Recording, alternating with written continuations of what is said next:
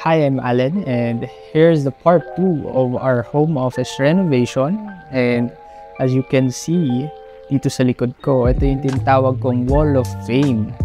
Ito yung series of collection of artworks na kinolect ko over the years, and mostly local artists yung nandito. Kung papansinin nyo, parang ito yung nilayout ko talaga siya. Para ako nag-curate ulit, tapos nilayout ko yung frames. Kasi meron sa Pinterest, yun talaga yung Pinterest mood board. Meron dun yung parang yung frames, tapos iba-ibang artist, iba-iba yung design, aesthetics, and yung artwork. Ayan, pinagpatong-patong ko siya dyan. May memories, may artworks, may artsy, may aesthetic, may meaning, yung iba. Ayan, malalaman niyo yung kwento, sasabihin ko yan isa-isa. Kung kaya niyong sundahan or kaya niyong panoorin yung buo, go lang. So, papakita ko lang yan, yung nasa likod. And, ayun, tara! So, ayun, ito yung overview ng office. So, papakita ko yung buo. Ayan, ganyan siya. Kita nyo, madami na siyang frames na nakasabit. So, iisa-isahin natin sila, no? Ayan. So, first off is this one. Ito yung painting ko na ginawa ko sa Sip and Go. So, ito yung first time ko mag-paint din. Hindi talaga marunong, mahirap talaga siya gawin. So, yan pa yung signature ko, yung A. Yan, tinuruan kami paano mag-paint. Then, itong layout na to, yung Infinity Gauntlet, pati itong painting, pati itong photograph ko, yan yung nag-retain sa dati kong layout. And this one, syempre, as a Marvel fan, kinuha ko tong poster ng Infinity Gauntlet sa comic book to eh. Then, ito yung kasagsagan yata bago pa mag-Infinity War. So, ito, nakuha ko lang to sa Shopee. Yan, yung poster na yan. Then, if makikita nyo dito, ito, hindi ko pa alam kung saan ko siya isasabit. So, here naman, this is the portrait of Raya. Si Papa yung kumuha niyan. Cellphone. And taba-taba pa ni Raya dyan. Taba niya ngayon. Sobra. Mas mataba siya ngayon. Then, this one is the, nakuha ko to sa Art Fair Philippines kay ESL Chen. 6,000, may number, ayan o. Hindi ko sure kung natapos niya yung scanned copy nung art na to. Tapos, one by one, gumagawa siya ng caricature, lettering, or kung ano ba yung nakasulat dyan. So, dami nun. Ewan ko kung natapos niya talaga yan. Pero galing, sobrang solid. Then, this one is my photograph din. In-exhibit ko to sa Baguio, sa Shared Humanity. And this one is the Miles Morales Lone Island. Ito yung gumagawa pa ako ng digital art noon. And this one is signed na ginawa ni Jeloy dun sa Tarsier Pictures. Ito yung nice to meet you my friend. Ayan, nagtaka nga siya bakit di na to drawing, hindi yung pangalan ko eh. Sabi ko kasi, di ba, sana mag-guest ko siya sa podcast, no? Why not, di ba? Mag-guest natin si Jello sa podcast. Then this one is the artwork made by Katao Kado. Ito yung City Pop PF piece niya noon. And ang galing. Ito pa yung iconic. Yung hair ko, yung glasses, pati yung polo. Kinuha niya yung texture. Ang galing yan. Then this one is the postcard by Jello ulit. Yung kasama talaga natin sa pahinga yung process eh, no? Tapos yan, signed postcard yan nasa likod. Ito yung pumunta siya sa Cubao Expo nun eh. Nung umuwi siya sa Pilipinas. This one is Notting Hill by Maru House. Ito pa yung mga unang artworks niya. And gusto ko talaga yung About Time, pero gusto ko rin tong Notting Hill. So yun, makikita niyo kung paano nag-evolve yung artwork niya. Then this one is from Robin Melicor. Ito, in-exhibit din namin siya sa Baguio, sa Shared Humanity. Film yan, tapos may art din yan involved. So, natuwa talaga ako yan sa Japan. Ganda, lahat ng tao, lahat ng kanto may tao. Parang may kanya-kanyang buhay. Tapos, this one is the vintage postcard sa Japan, kung nakuha yan. Then, yun yung mga hindi na-replicate ng AI eh. Then, free-name ko na rin siya. Then, this one, ito recently ko lang nakuha. This saktong-sakto. Artwork yan ni Gika Defino. Kung makita niyo yung texture niyan, may texture yung painting niya. So, saktong-sakto din, nagre-resonate siya dun sa artwork ko dati sa Lone Island. And nag-iisang bahay din siya sa island. So, sakto, ang ganda. This one is my self-portrait.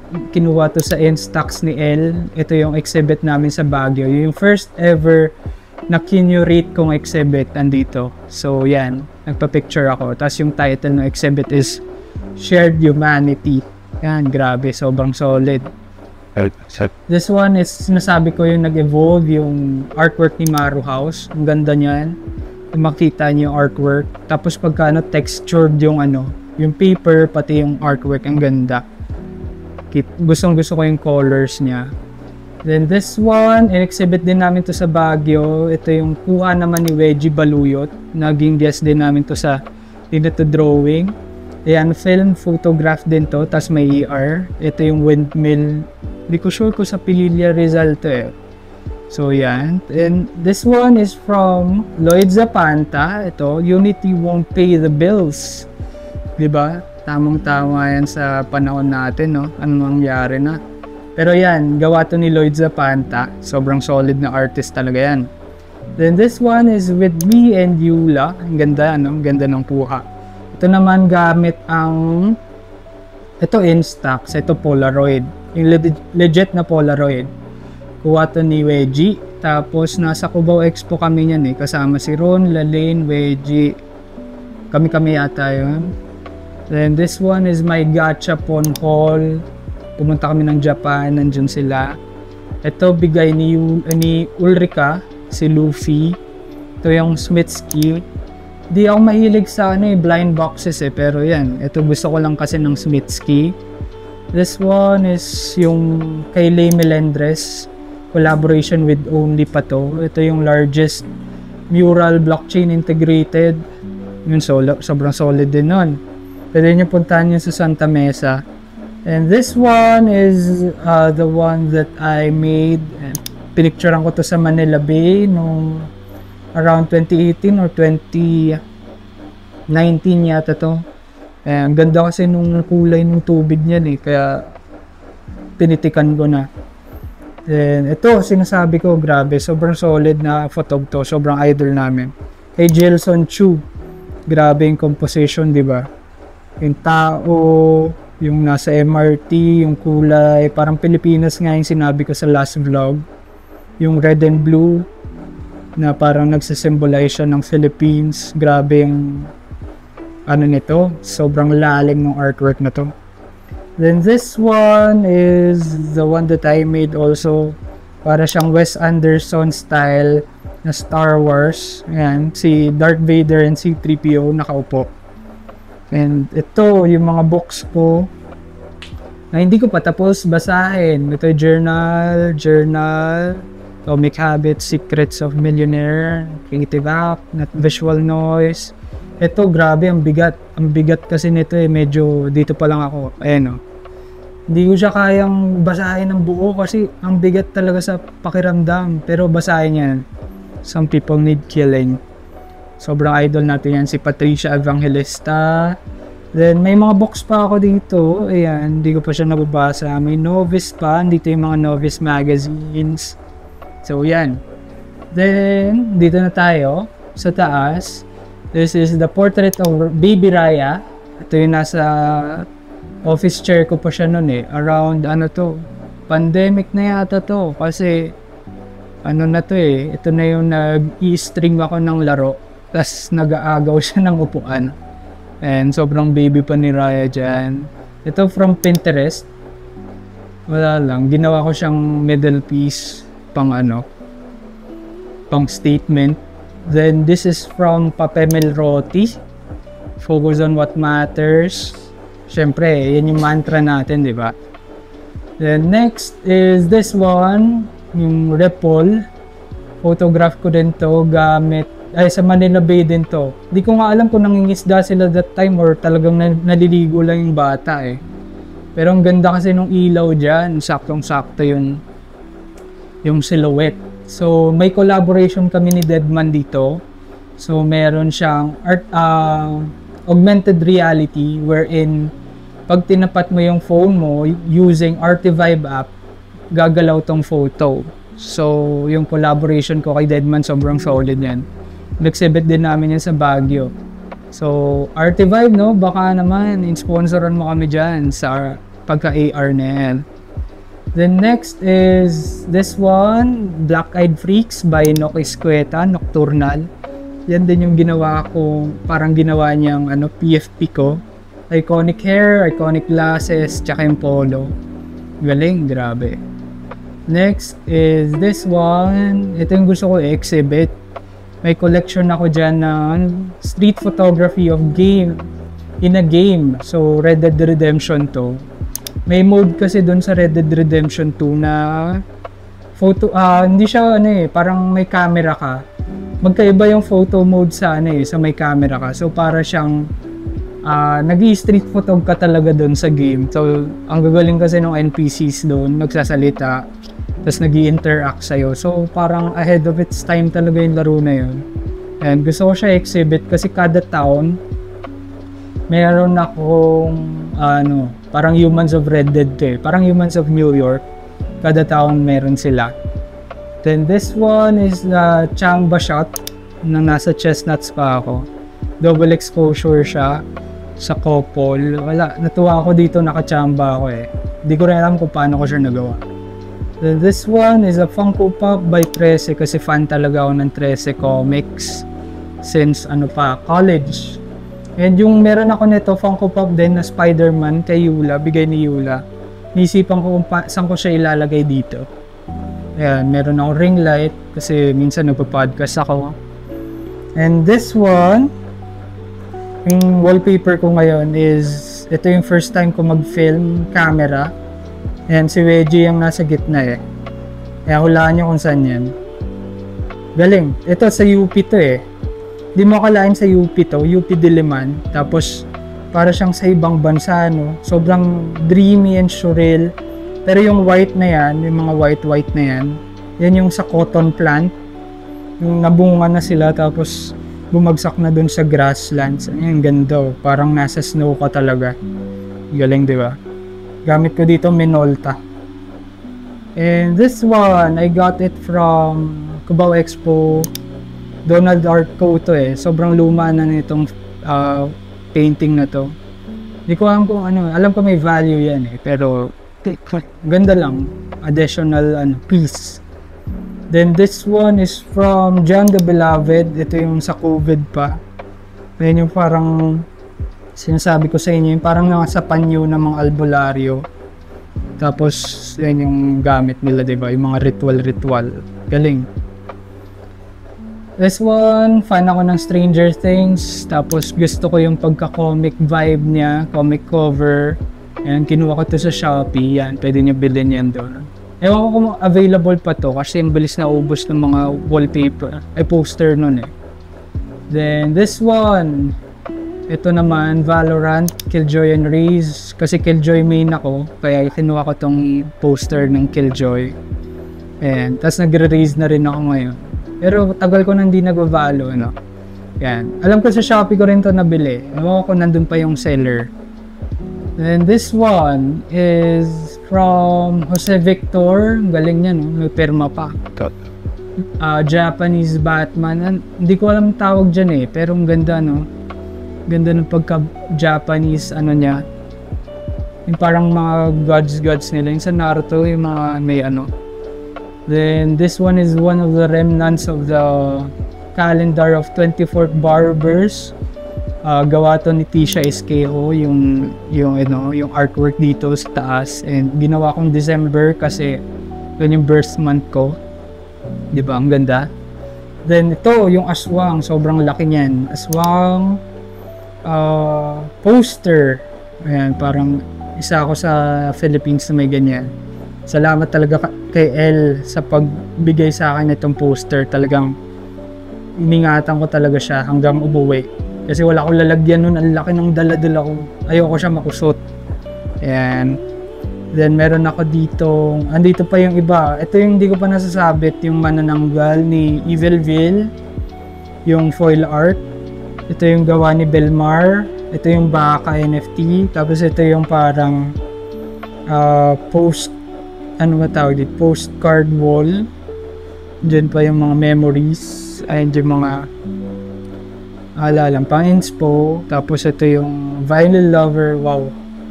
Ito yung turntable ko. Ayan, dito siya.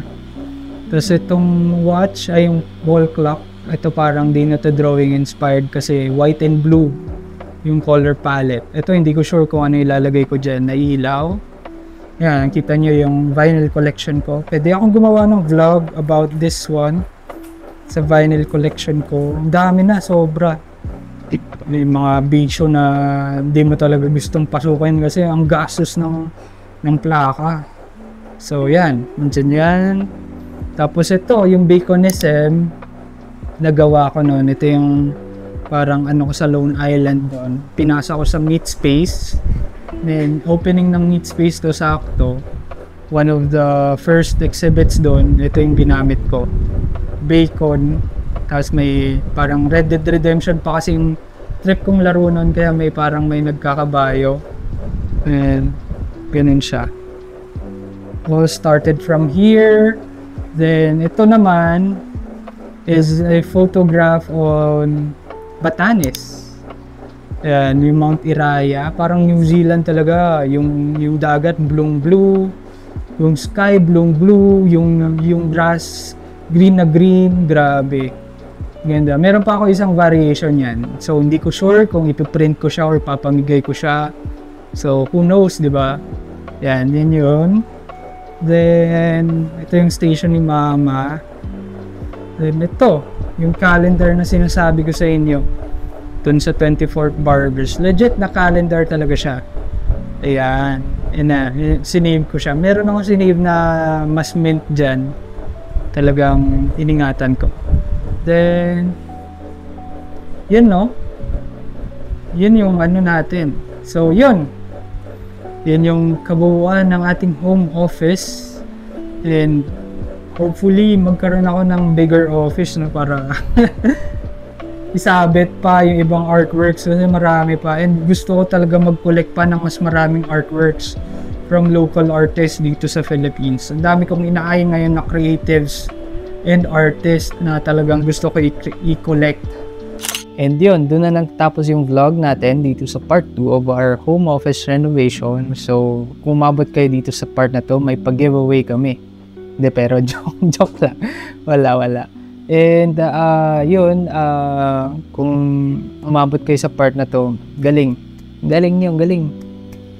Ayan, masusuportahan yung aking channel. Ayan, channel. And ano pa ba yung pwede nating i-vlog or kwento, i-share sa inyo? Pwede itong vinyl collection natin. Ayan, ito nakikita nyo. Madami kasi akong, hindi ko alam kung masasabi kong madami na. Pero madami na rin siya. Medyo masakit na sa bulsa eh. Medyo tumigil ako kasi maaray talaga bulsa natin sa vinyl eh. Kasi yung vinyl talaga, curated, ano siya, collection talaga. Hindi siya yung parang, uy, okay to parang hindi naman siya hakot eh. Ayan. So, pwede natin pag-usapan yun. Marami rin ako limited edition na vinyl na talagang kinolect ko. Hinaunt ko din. And ano pa ba? Vintage watch to ko. Mahilig din ako sa watches kasi. And kinokollect ko rin talaga kakaiba and rare limited edition pieces. Tsaka, hindi ko sure meron ako mga watch na parang ako lang meron dito sa Pinas. I think. So, pwede natin pag-usapan yun. And ano pa ba? Actually yun, madami. Mostly art talaga. Art, books. Pwede yung books. Yung mga binasa natin. Pwede natin yun pag-usapan. And anything random na pwede natin tignan din. Kasi, ewan ko, boring ba ang sa art? Hindi ko sure eh. Pero, yung collection, boring ba yun? Basta i-share ko lang, bahala na kung sino manood, diba? Wala naman mawawala. And yan, doon ko na siguro tatapusin yung vlog kasi wala naman akong outro eh. And ayun, so kung umabot ka pa rin dito sa part na to, yan, pwede tayo mamigay ng t-shirt. Ito, totoo na to. So, kung umabot ka sa part na to, tapos mag-comment ka ng pamasko, yan, bibigyan ko kayo ng isang siguro paano ba, hindi kasi lahat mamaya mag-comment ng pamasko, di naubos naman yung ano ko, t-shirt ko, di ba? Paparaffle tayo kung sino yung magko-comment ng pamasko. Siguro mag-timeline ako ng hanggang siguro a week. Pero kung ikaw lang yung nanood tapos tinapos mo to, di okay, di ba? Sa'yo na yung shirt, mag-isa ka lang. So, siguro 1 week span pagka-upload ng video na to, pag nag-comment ka ng pamasko, lahat ng nag-comment ng pamasko, wheel of names ko, tapos kung sino mapili doon, may libreng shirt ng Di Na To Drawing na limited edition na collaboration sa different local artists na nag-guest na rin natin sa podcast. So, yun, kung umabot ka dito, ang galing mo talaga kasi may paraffle kami. And, ayun, may sale din kami sa Di Na To Drawing. Buy one, take one siya na 1,000 pesos. Dalawang shirt na siya. So, dati kasi 700 yung benta ko dyan. Magpapasko na. Alam mo naman sa Pilipinas, pag bare months, Pasko na agad, di ba? So, may pang monita ka na. Pag bibili ka naman ng isa, 550. So, naka-sale talaga siya up until December 31. So, check nyo yun, yung Di Na To Drawing sa Shopee. Pwede ba sabihin na Shopee ang sa YouTube? Hindi ko alam. So, yan. Bahala na pag minute ako sa YouTube, no, na yung sa S-word sa Orange app. Pero yan, abangan nyo na lang and titignan ko kung sino yung nag-comment talaga. Yun, ang galing. Pag umabot ka talaga, malalaman ko. Kasi hinabahan ko talaga yung outro para hindi mo alam kung saan isi-seek yung ano, di ba, yung paraffle. So, kung sino talaga yung nanood and yung nakinig dito sa video na to, sila yung makakatanggap ng biyaya. Ayan. And so, yun, limited edition. Usually, 100 pieces ko lang siya nire-release kasi nga gusto ko rin maging collectible siya as in talagang parang milestone, hindi ko alam, hindi pala milestone. Kumbaga, meron kang rare piece, collaboration ng Di Na To Drawing tapos sa isang artist. Malay natin, di ba? Hindi natin alam kung saan darating tong Di Na To Drawing tapos bigla pa lang lumaki, no? Parang pwede may benta kay Boss Toyo o mga ma-auction. Joke lang. Yung mga matinding drawing talaga, di ba? Ayun, nag-podcast na tayo. Pero joke. Kidding aside, ayan, sali lang kayo dun sa ating paraffle. Ayan, di ba? Ang galing. Di mo na alam kung saan yung part na yun, no? So, talagang kung sino lang yung pupunta ay yung manunood, siya lang talaga yung makakasali. And yun lang, no, guys. Abangan nyo yung mga next videos natin. Medyo pa sulpot-sulpot tayo kasi grabe, dami din kasing gawa ngayon, daming work. Tapos ewan ko ba bakit pinasok ko yung ganun, no? Pero yan, hopefully you enjoyed this episode and salamat sa mga nanood kasi laking tulong yan sa channel and sana talaga i-share nyo na rin, comment din kayo and supportahan lang din tayo. Yan. Pag nasa taas na tayo, hilahan tayo pataas. So yun lang, no, guys. Bye, guys.